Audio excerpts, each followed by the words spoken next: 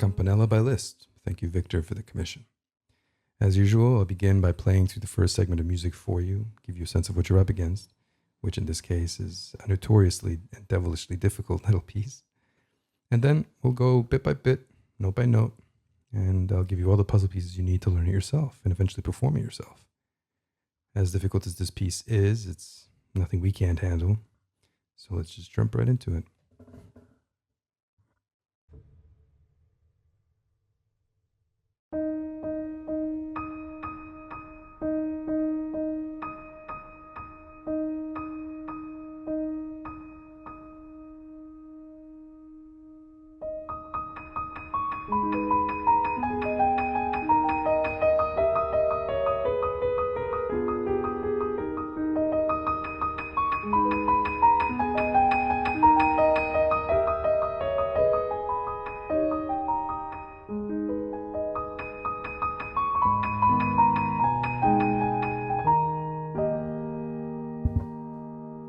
Okay, it's a good place to stop.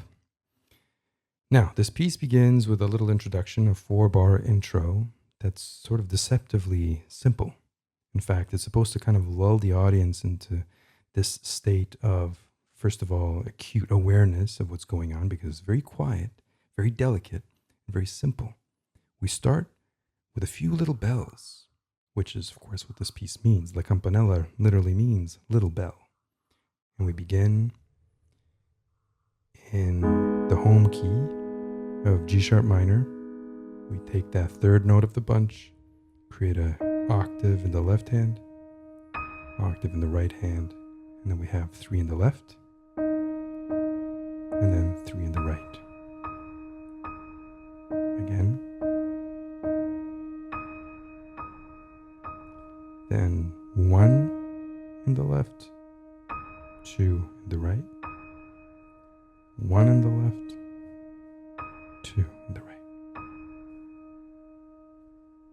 Simple enough, right? All of these are eighth notes. There's no real space in between. It's all equidistant, right? We have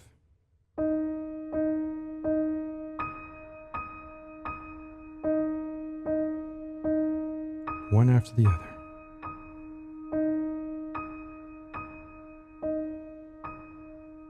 Like little bells in the darkness. And then the main theme comes in. Now, obviously, most of the difficulty is going to be in the right hand. So the first thing I'd like to do is take care of the left. Let's get the easy stuff out of the way. All right. To start, we have, again, G sharp minor in open form, which means this middle note is taken an octave higher. That makes this an open G sharp minor chord. And we have it with 5, 3, and 1.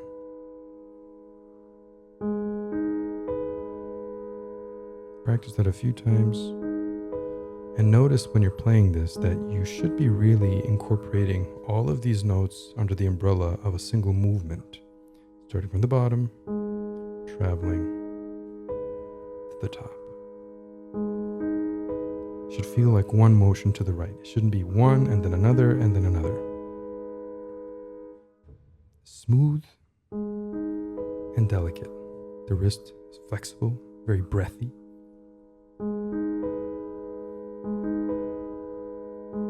And then gently speed it up. It doesn't have to be ultra fast. In fact, it can be as fast as you want it to be, but know that you have to have control over the way that you play these. Meaning, if you're playing it really quickly, be sure not to have any of these notes stick their head up too high. It should be very delicate and in control. There's your first one. Moving on. An inversion of the same chord. That'll be 5, 2, and 1. Again, make sure you're using all the real estate of the keyboard here. Fairly high up the key so that you can reach across and reach this thumb to the black note. If you're too low, there's too much of a gap, and you won't be able to reach this in time, and you'll probably end up banging it. So, further up the key, singular movement, very delicate, no force, no aggression, almost see-through. Next. 5, 3, and 1. This one should feel somewhat similar to the first one. A little bit further with the thumb.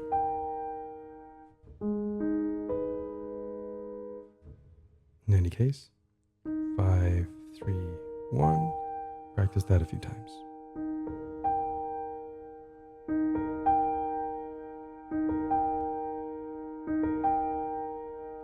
And then stitch them up.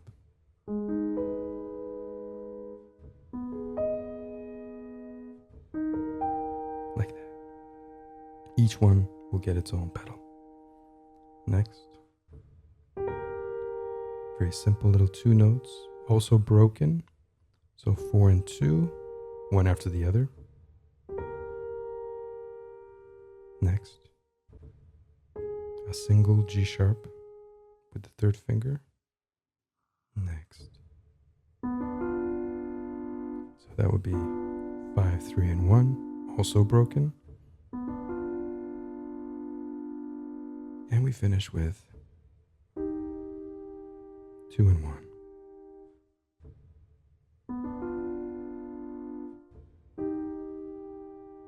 Like that. Stitch all of that up. Change. Change. Change.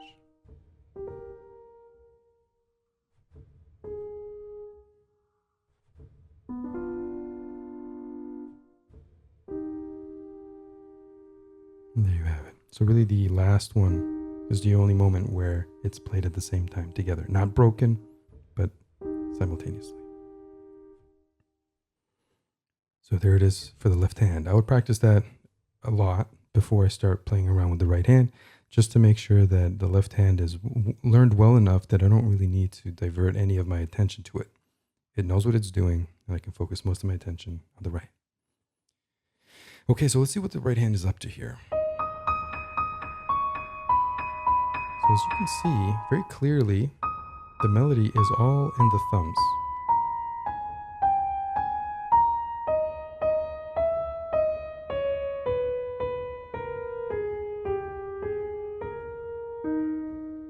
All right, very simple, very beautiful little melody written by Paganini. And each of those melodic notes is punctuated by Ds, these little bells, D sharps above.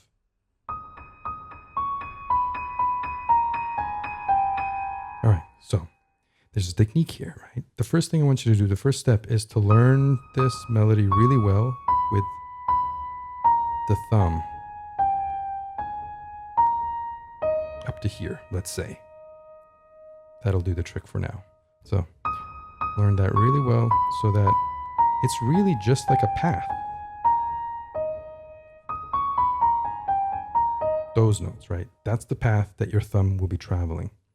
Now, the reason I want you to think of this as a path rather than a series of notes is because when we begin to put this thing into practice, when we contextualize these difficulties, these jumps, I want you to be able to kind of tread the path in a way that isn't necessarily on the page. So for example, I want you to first do this little bounce between these 2 notes because you don't really need much of a jump to reach them, right? You can reach this without a jump, but still bounce ever so slightly from one to the other. You know, just like if you bounce a bouncy ball or a tennis ball, it won't stop and then bounce. It'll bounce immediately. There should be a sense that you're kind of bouncing and immediately leaving the note after you hit it. Even if it's just the distance of an octave, even if you can reach it, I would suggest not really playing it as you would a normal piece, but rather bounce on each one.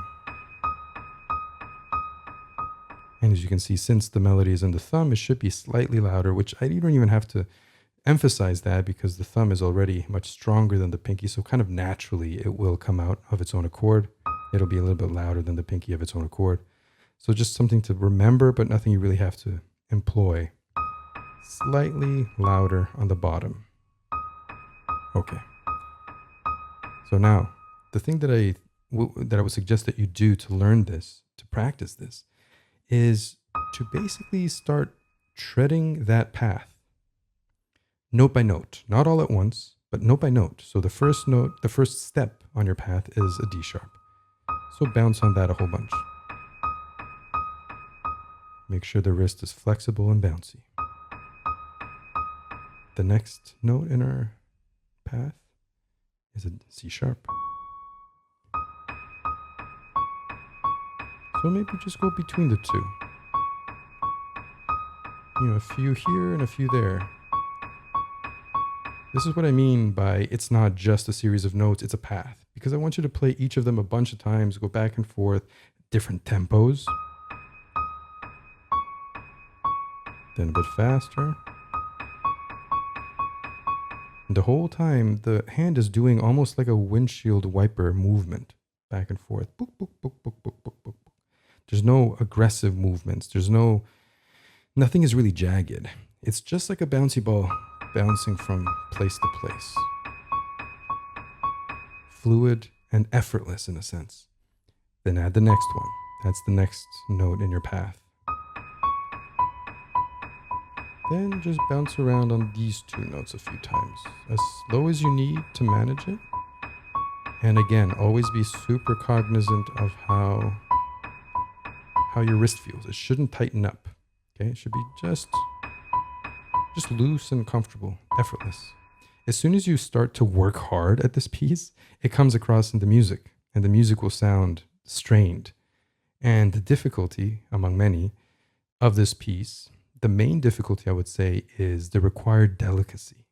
It's super hard. It's not that difficult to learn the notes, but it's super difficult to play those notes in an exceptionally delicate and effortless way, which is why I'm giving you these little steps. Okay, so there's your first three of them, right? You can go backwards and then forwards. But in any case, practice that a bunch, different tempos until you feel comfortable with these jumps. Next, maybe go back, forward, back. Maybe go back and forth on these two.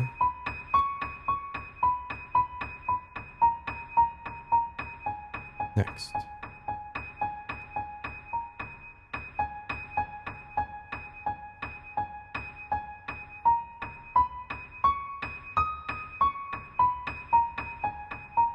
See? So it's a little path that you kind of bounce around randomly, choose your path, choose your own adventure type of thing, but practice that movement and get comfortable with each of them. So this is a pretty wide gap now. So you can slow it down if you have to manage it. And then go back one and forward one. Back one, forward one. Next. Same idea. Next. That's your next one. Let's remind ourselves what the path is, what the melody actually is.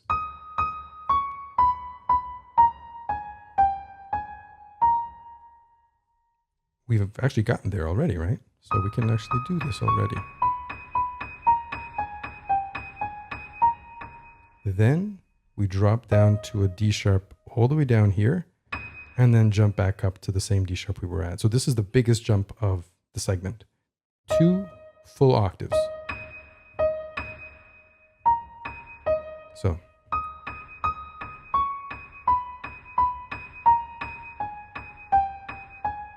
From B flat, or I should say A sharp, from A sharp to D sharp and back up. That's a big boy. That will require some special attention because it's so far apart. A sharp, D sharp.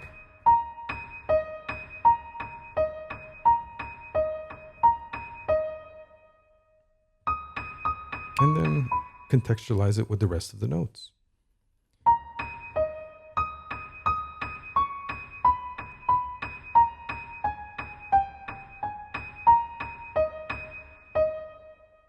Moving on. So once you've done this big jump, once you hit that top D sharp, you come right back down to that same D sharp you I guess, started the difficulty on. Like that. So back to D sharp. And now those D sharps that punctuate all the melodic notes is now down here. So at that moment, you move that D sharp from here to here. You see? So A sharp, D sharp, D sharp, and then we're an octave lower. Okay, let me stitch all that up to give you a sense, to kind of contextualize all of this with no funny business.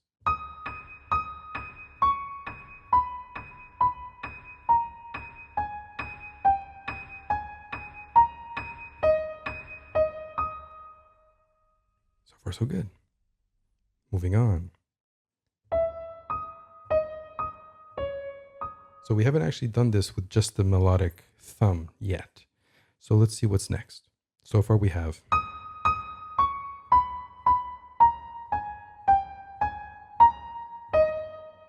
moving on, E, D sharp, C sharp, 2 Bs. So far so good, right? You can kind of hear it in your head what's happening here, right?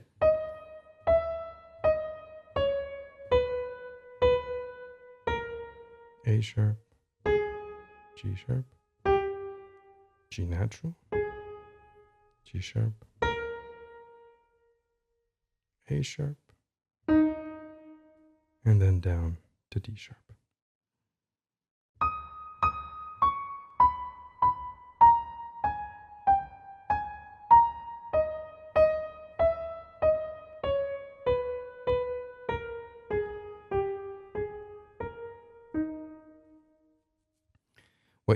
What you hopefully have noticed, is that the beginning of this whole piece, of the whole melody,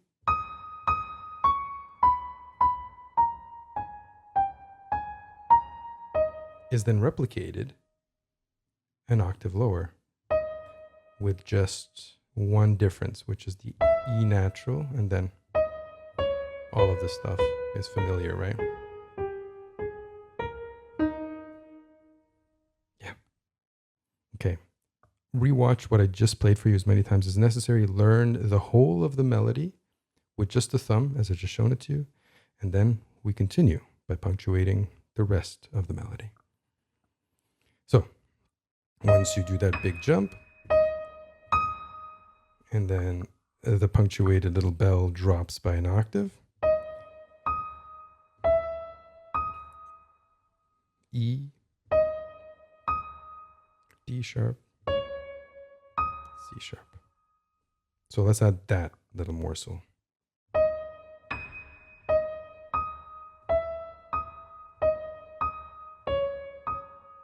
Like that. One more time.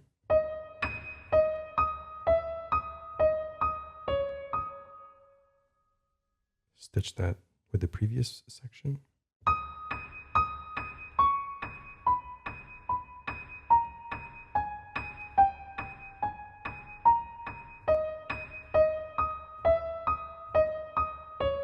And then we continue, and at that point, it should be very familiar because it's the same thing you did above.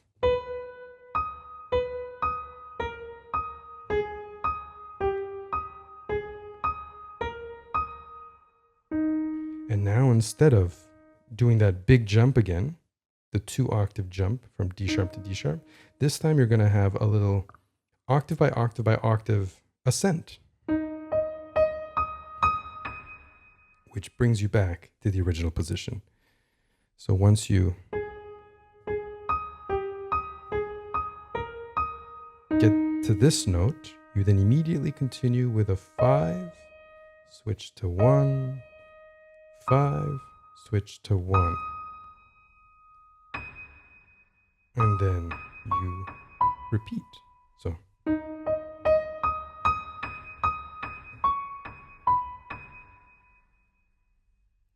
So let's go from where the bell drops down by an octave.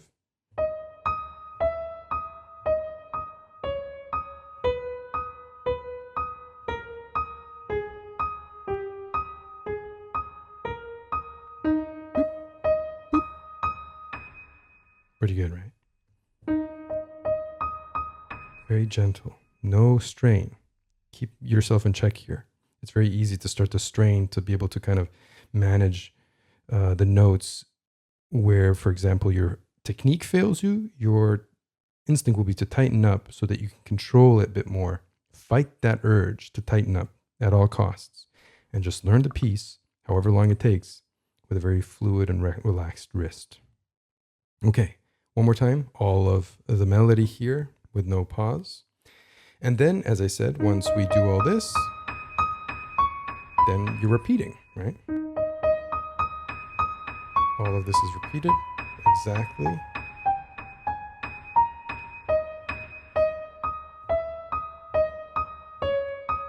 And it's here when you get to that C sharp with its accompanying bell that the pattern changes.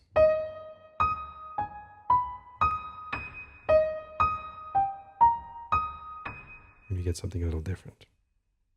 Okay, so let me give you everything we have so far, and then we'll have a look at what I just played.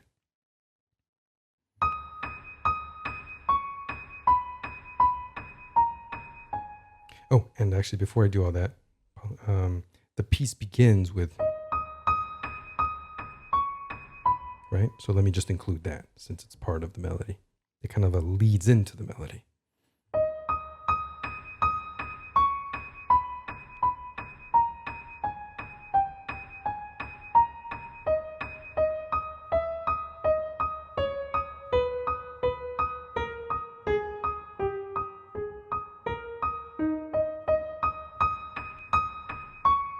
Repeat.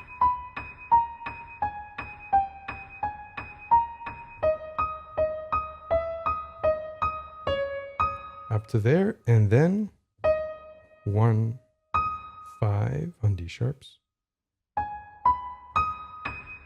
So that's 1, 5, 2, 3, thumb underneath, 1, 5. One more time.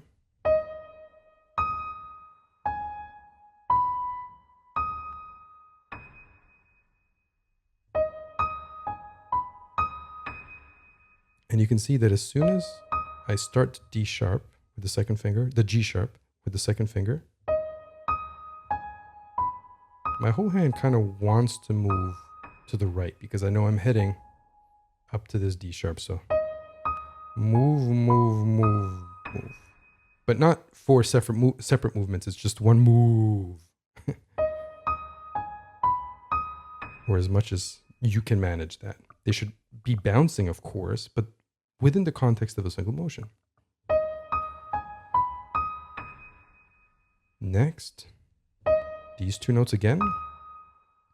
But now instead of a G sharp and a B, we'll have what is technically an F double sharp or a G natural. And then an A sharp. So, and then the top is the same.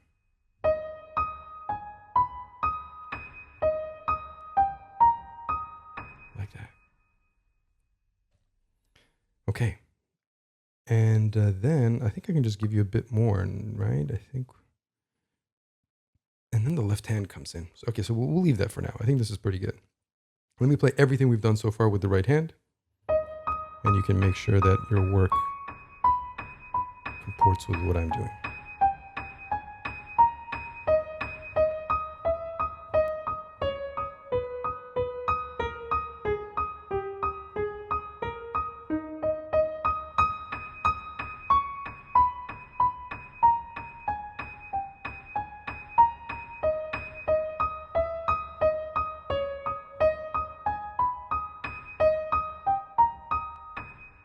And then the left hand will sort of. Let me just give you that right now. So that, instead of leaving you hanging, the resolution is 5, 3, 1, 2. One movement, bonk, bonk, bonk, bonk. And then as this G sharp is playing, the thumb of the right hand sort of plays on top. So kind of be in position for it, like that.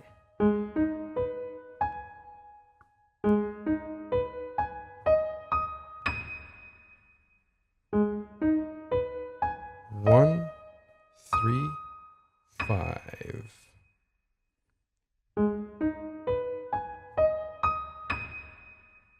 Practice that as its own segment. So yeah, once you're finished that,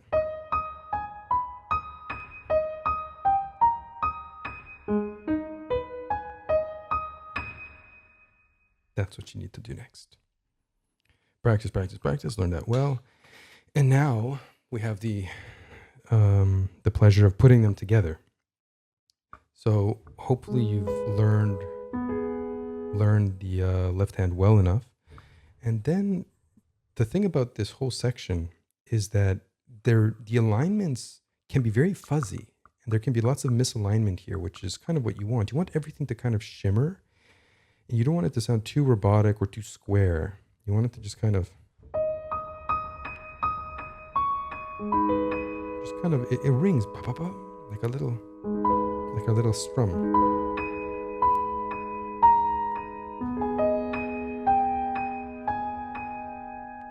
So let's see what happens and where they align.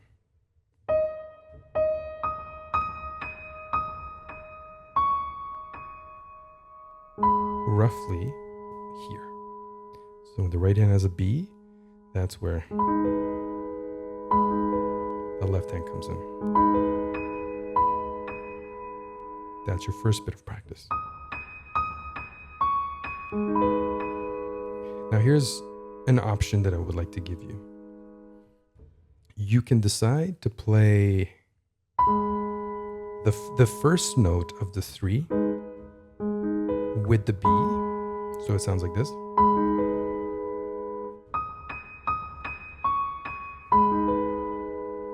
Or you can play the last note with the B.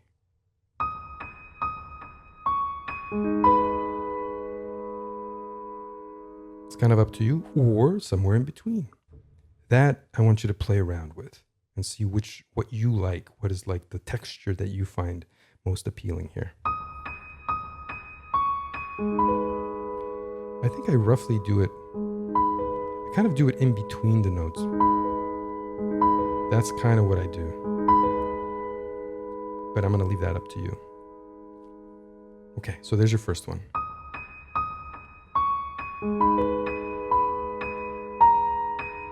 And then this G sharp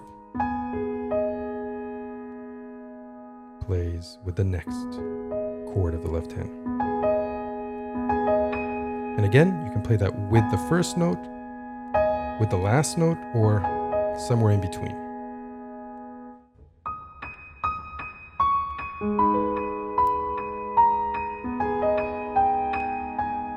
That sounds so nice. You can, of course, use as much pedal as you want. Some pianists prefer to play all of this completely dry, like, what's his name? Kocsis? Zoltán Kocsis. This Hungarian pianist, he just plays the whole thing completely dry, which is pretty wild. I prefer quite a bit of pedal here because I think it sounds so pretty. So why not?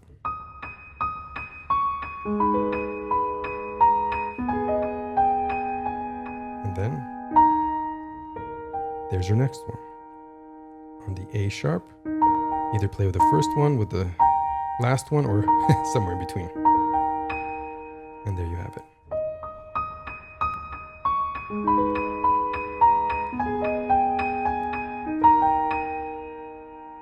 And that's where we'll stop with the first tutorial. I would suggest practicing what I've just shown you, both the right hand and the left hand and all the stuff in between, and then putting it together quite a bit before you continue forward. Because if you can more or less perfect this first couple bars, a lot of what comes after, in terms of the jumps at least, is quite a bit easier, right? So learn the technique with some familiar stuff, which is these three chords. And then as we move forward, it'll be a little bit easier to put together as things become a little bit more complex. Okay, let's continue forward and move into the next bars. See you soon.